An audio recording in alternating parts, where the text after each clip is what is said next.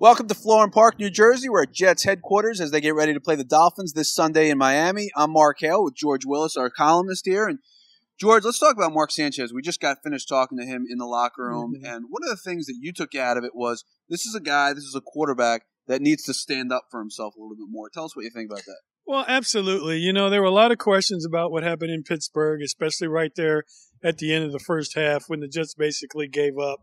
And Mark being asked, what would you have liked to do? Would you have liked to gone for it, to throw some passes and get the ball down the field? And he basically just deferred. Well, it's a coach's call, coach's call, coach's call. Well, if you're going to be the leader, you have to stand up for yourself and say, I would have liked to take a couple of shots down the field. You can always say, but it's the coach's call, but you have to get your point across like you want to be the man. It's your ball. It's your football team. You have to let people know that you want to be assertive. And I don't think he's really done a good job of that thus far. Let's talk about the other quarterback on this team, Tim Tebow.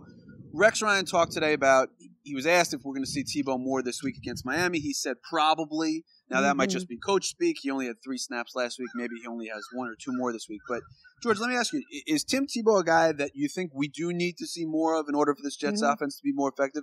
Or do we need to see less of him? Or is he being used the right amount? Well, look, you brought him here, and you've talked him up for 6 months about how he's going to be this huge X factor for the offense. He's going to be able to do this, that, and the other.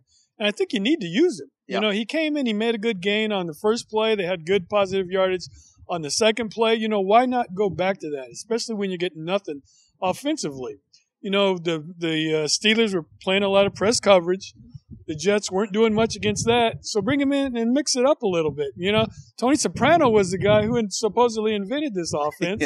He should know what to do with him.